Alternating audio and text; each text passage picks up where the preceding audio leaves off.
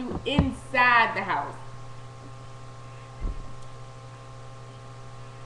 Come inside and let me tell you how I know that you killed someone else in a house where there's no one but us, and you're going to kill me. How does that work? I don't understand. That doesn't work. That doesn't work. So when he was laying on the floor bleeding, I was kind of like, I saw that coming. That was predictable. I think Kerry Washington is the truth in the show because she has that.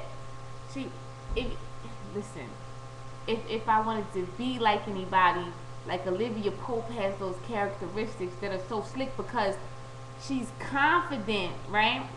But she's still feminine, and in those moments you see her where she's just all woman, like when it's all about the love and she's standing in front of the president. She got the house for the president, he got the house for her too, but and she kind of quivers and she does that thing with her mouth. Carrie is the truth. Yeah, but if you watch the that wasn't the season finale, I don't think. I think the week before, and she was breaking down, telling him how he doesn't sleep with his wife, and that's why nobody would want him to be president. Like her whole delivery, the confidence of that character is so strong. I love that. So, yeah, I guess if I was gonna mirror anyone's characteristics, it would be Olivia Pope, and she's a fictional character. So say what you say. How about that shit right there? Okay, so here's the concept behind the whole My Amsterdam, the new movement. What's your life be like? So I'll just read you what I wrote. So I was thinking, as I do from time to time when time permits, and as I sat here in a different place of happy's nice. Being content is something we never want to admit to until we're alone or bitching about how bad we wish for things to be different because of how bad they are. At least that's been my experience. But for the first time, not in a long time, but for the first time, I'm on some peace shit. Happy nice. See, happy nice. Relaxed, unbothered by the extra.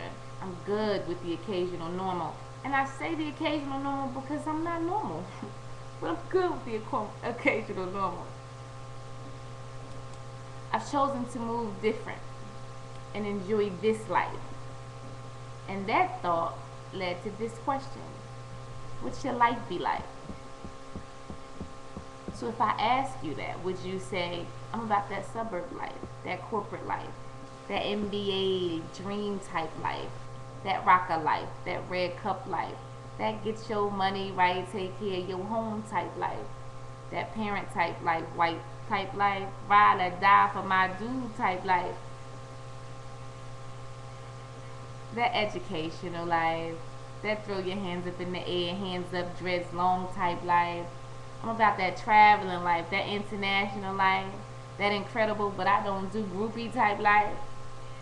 What about that I don't give a fuck if you get it, I'm trying to build this empire type life? Yeah, that life right there. Whatever life you be like, just be about life. See, that's the thing. Just be about life. As for me, I'm about that life. Whatever life that is today, I'm about it. And that, my friends, is a new version of sexy coming from My Amsterdam.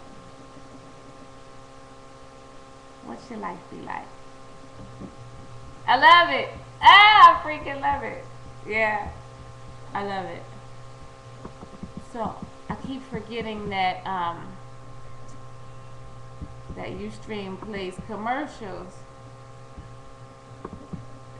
It's so free, freaks me out. So if you watching it, I don't know if you'll see it, but the commercials be playing and I be talking, and I don't know if what's recording will be still recording me. So I just keep talking because, I guess Ustream had to find a way to pay for what they needed to pay for, keep this thing free for most of us. So, they'll cut into you talking or into your show with commercials, which is cool, works for me, whatever. Um,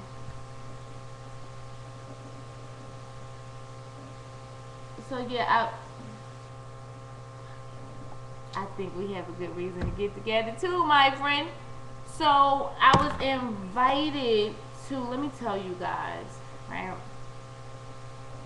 Let me go to my messages. I'm always typing something to someone, I don't understand it. Okay, so tomorrow I'll be at Inkaholics. So I don't know if it's like some tattoo type shit. It's a new club, and I don't know, but I think it's kind of hot. Inkaholics. Oh, check it out. It's a luxury tattoo studio, lounge, and hair salon. Word, word. I'm so up in there. Join us at Inkaholics as we host our red carpet event and the grand opening of the Ink Lounge. June 9th, 2012. VIP cocktails at 6:30 p.m. Event at 8. So I was told to come at 7, right? Wait a minute. If I come at 7, nigga, do that mean I missed the cocktail? Because this flyer say VIP cocktails at 6:30. I'm feeling some kind of way. Am I not VIP for the cocktails? This is sexy though.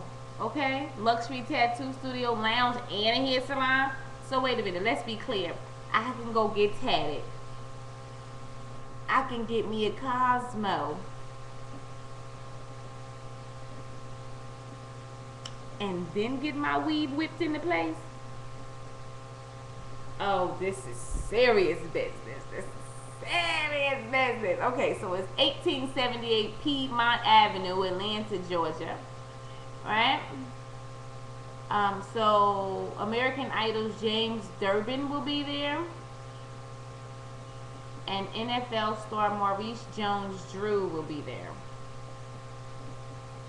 And it's hosted by Uche Nwanner. See, I don't want to kill anyone's name, but I don't know who Uche is. Although I kind of like that name, Uche. I'm probably saying that wrong too, but the way I'm saying it, I kind of like it. Inkaholics is sexy. Now, initially, when I saw the flyer, I thought, that's a nice flyer. I didn't even pay too much attention to the concept. The concept is kind of hot. I think I'm excited. Tattoos, liquor, and getting your weave whipped. Sounds like the lounge for me. Listen, so what else did I want to tell you all about?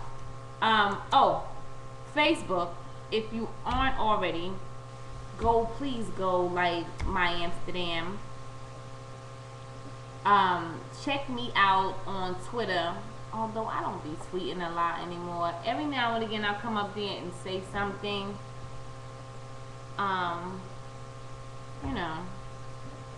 It's fun. I go on a rampage for like, one day, and then I dip and I don't come back for I be forgetting there's so many fucking social media things to do. Like, it's just too much to do. LinkedIn for your job. You don't want your LinkedIn friends to be the same people on your Facebook friends. I don't know who does MySpace anymore. I deleted my MySpace because there were some things on MySpace I was like, please don't find it if you saved it. Oh my God. Because even when you delete some shit on the internet, you think it's gone, it's really not gone. But I got rid of the MySpace. But so let's get past MySpace, right? So there's LinkedIn, there's Facebook, you got Twitter, you got Instagram, right? You got all this shit. Like, our whole life is consumed with all this social media. I have shit to do, man. I can't be socially engaged with you people. Like, oh, and Ustream. Look, I'm on Ustream right now. It's craziness. But I mean, like, I love Ustream because where else can you have your own fucking TV show and get people to tune into you and view your recordings later? And I mean, like, you can be your own star and love your own self. You know what I mean? So wait, when I first started doing this show, whenever I started doing it, a couple years ago, probably was like 2 years ago, and I was actually into it, like I was coming on maybe a couple times a week. So I had a nice following, people from all over, you know, different parts of the United States, people from, you know, the islands was checking in on it. I was feeling it. I was excited. So I mentioned the fact that I do this show on Facebook, and this girl was like, "Oh, I thought you do real TV." Bitch. Hello.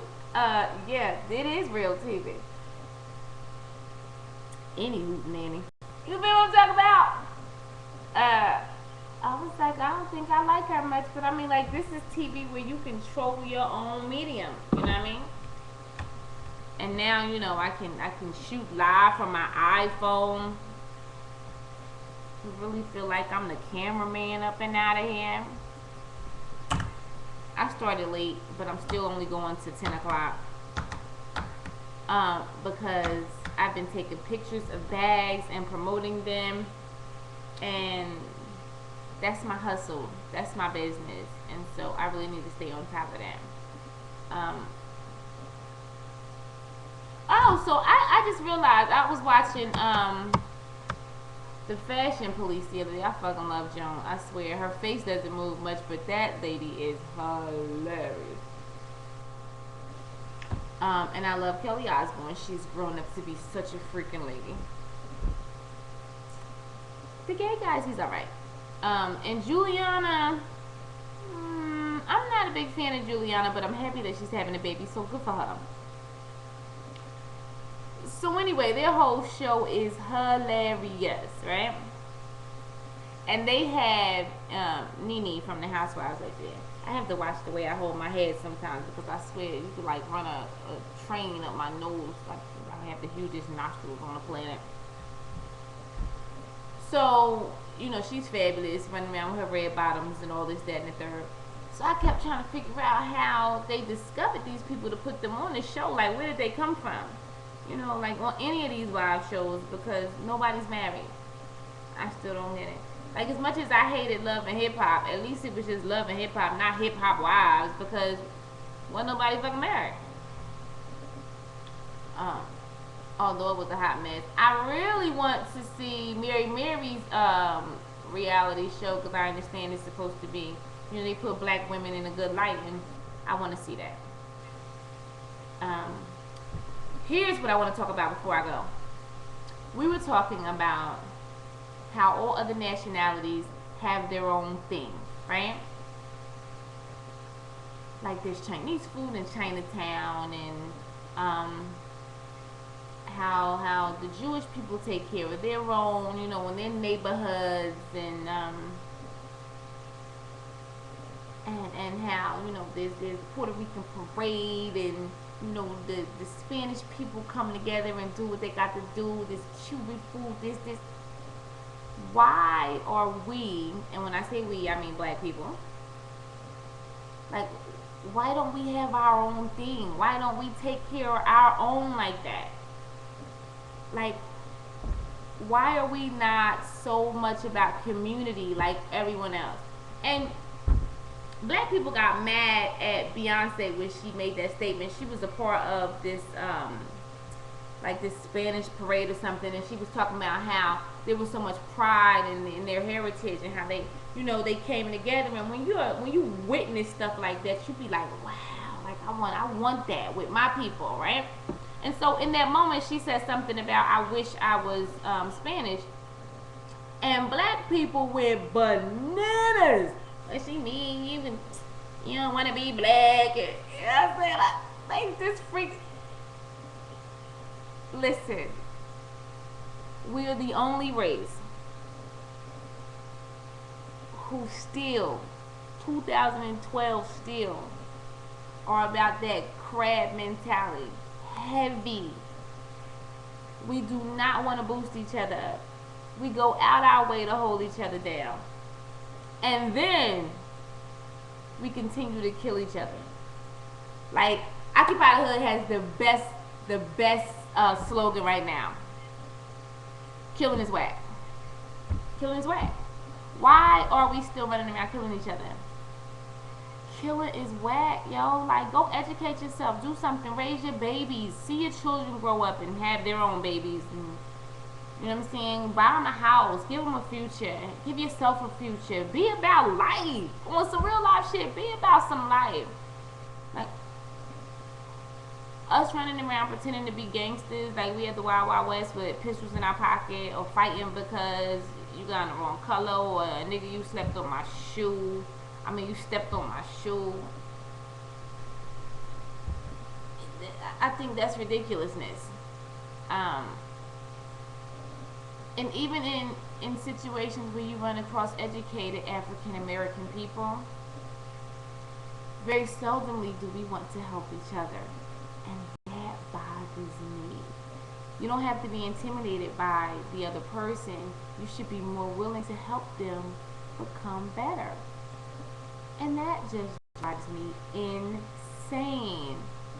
I kept wondering why I couldn't hear me anymore because there's a freaking commercial playing in my ear. So anyway, yeah, that's my issue. I have a serious issue with that. I can't take it. I just want us. Well, we said we were gonna come out with some food and we were gonna put on the can black people shit. Black people bread, black people sausage, black people collard greens. Like that's gonna be our food name. Black people drink, cause you know we like drink.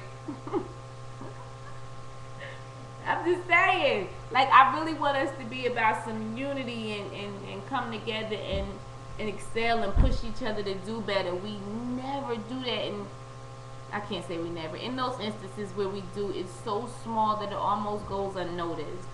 You know, the people who actually work really hard to give us a voice, we then turn our back on and try to make it seem like they're trying to do something.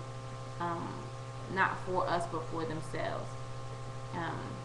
Case in point, Occupy the Hood. I always go back to these people because and not just because I'm connected in the way that I'm connected now, but because I respect what they're really trying to do in neighborhoods where they touch down. I respect that. One of the main things that caught me when I first got connected with them was they were like, if you're in the hood, you already occupy it, you know, and how quick most of us are to leave. I don't apologize for that. You know, I needed to get my son up out of there because there weren't enough people like me that were willing to try and change my neighborhood. But if there would have been, you know, why can't our neighborhoods be beautiful neighborhoods with you know, lawn trees and landscape grass and our little black babies running all through the street? And why can't that be our neighborhood?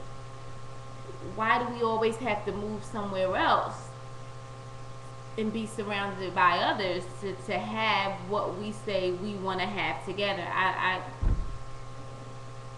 It kills me. It just kills me. In most neighborhoods, you know, where we call it the hood, children aren't running around playing because you afraid the kids gonna get shot. And if they are, 9 times out of 10 the parents is doing whatever. It's a different environment now, and I don't know how we get back to where we really start taking and raising our own and respecting each other. Like, if I have to work late, I know my neighbor will make sure that my son doesn't get out of line and doesn't have to worry about my son shooting her because she said something to her. You know? Like, we need to get back to that. Like, educating our own, uplifting our own, providing our own with information and methods of understanding things that they don't. Like we were talking about the whole voting process and how you just don't run out and go vote because you black. But nah, that's my president because he black. Understand the position, how it affects you, how it affects your neighborhood. Get to know who the local politicians are in your area. Like all these things that no one ever teaches us. These are the things that we need to come back into our communities and show them why it's important. Here's the thing, right? You know how they say like you live in a city. The city's fucked up, right? Suburbs is nice, it's grass, it's trees, all that shit. So all the black people trying to get to the suburbs, right? So the white people want the city because the city can rock. So all the black people go running to the suburbs. All the white people come to the city. Now the city is laced, beautiful, look like a metropolitan little city over here. Things is going on, it's theaters and museums, and it's nothing like it was when the black people lived down there, right? Now the suburbs where the black people live now look exactly like the projects in the city they came from. You wanna know why? Because nobody ever told them how to fix it, how to sustain where they're living. It's like if you in a neighborhood and they building up all these new like subsidized housings, right? And I mean beautiful homes, you know, they give you the little white picket fence in the front. It's a little yard, but it's yours, a little front yard, and it's grassy when you first move in. Got the little back, little garage, and it's real sexy, you know. And so that first year, maybe two, it's still very new looking. The streets look new, the doors are clean. Slide through there like 3.5 years after they built it. It looked like the projects. Like how the fuck does it look like the projects? You know, I go home and I look at these places where they built these houses and I'm like, did they not teach people how to be homeowners? Like if you only lived in an apartment or lived in the projects and somebody puts you in a house, you don't know shit about maintaining the house. Nothing. Somebody got to tell you that. You have to be open, and if no one's telling you, you need to be open to go and trying to figure it out. Because now there are things that you need to know about that you didn't have to know about in your apartment or in the projects. Because housing authority doesn't fix your water in your house. You know, so if there's some maintenance that needs to be done on your garbage disposal, or if your garage goes down, or the fact that you need to change out your vents and have things inspected every couple of years, and you know, make sure that the caulk around the sink and all of that shit is removed and replaced. Who teaches you that? You come from a place where people piss in your hallways, roaches, you know, you gotta get the fuck out of here because it's crazy, it's just dirty, I don't live like that. But nobody ever taught you anything, and you move to this beautiful environment and you don't know how to keep it beautiful. It could be as simple as coming outside and sweeping in front of your stoop. You don't do that. Why not? Why don't we do that in the areas where the houses aren't new? You know, you come outside with a broom and your neighbor see you, if for nothing else, your neighbor be like, let me go outside and clean in front of my house because that bitch ain't gonna be running around thinking that she the only person that clean up. Who cares if that's what she thinks? As long as the bitch outside cleaning up, the block is clean. The whole block is clean. Everybody can clean up. It takes one person. Like me and my neighbor when I lived in, I ain't spoke to this lady in forever.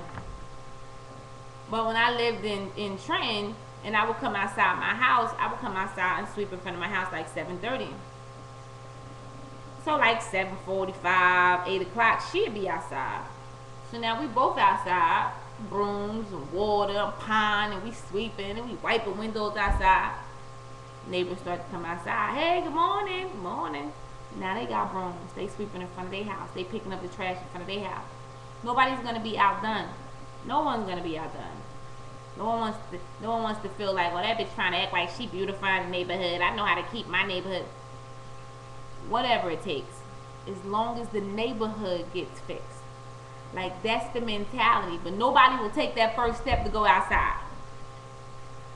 You know what they say? I ain't gonna be the only person running out here cleaning up. They don't give a damn around here. So I ain't doing it. I'm just gonna stay inside my house clean.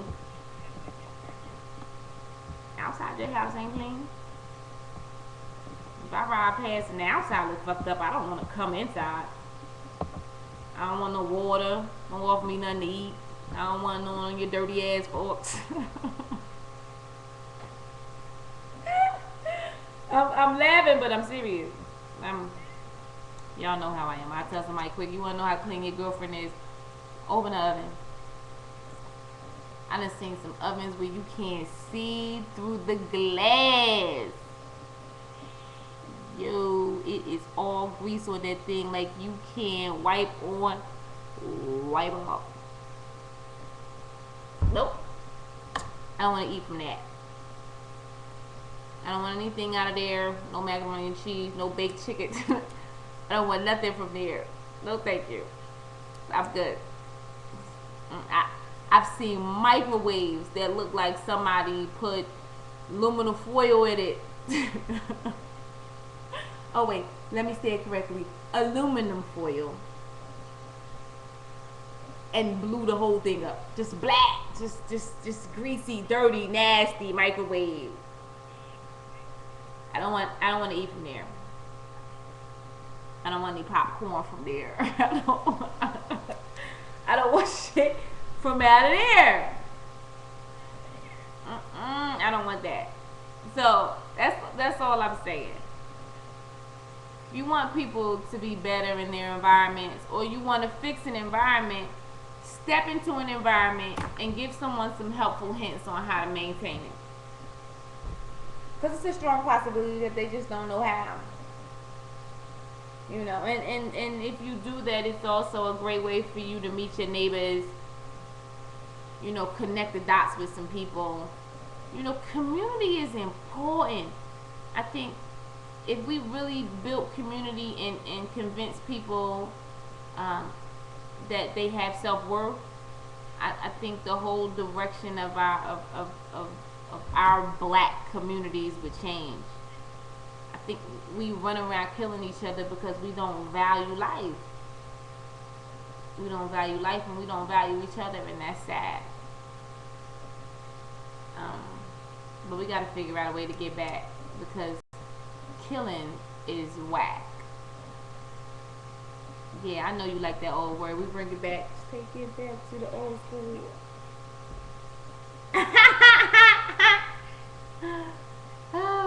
Oh, fucking commercials. I wonder if the commercials play during the recording. Did I say that already? I have 3 minutes left. So I'm going to talk to myself as the commercial is playing. It's so interesting that it does that. AM PM. Damn! I just heard a commercial for AM PM. They don't have those in Georgia. We got Quick Trips on the ass. Quick Trip pay good money though. I bet AM PM don't pay like that. But you know, anytime somebody walk in, you gotta be like, "Good morning, welcome to Quick Trip," or some shit like that.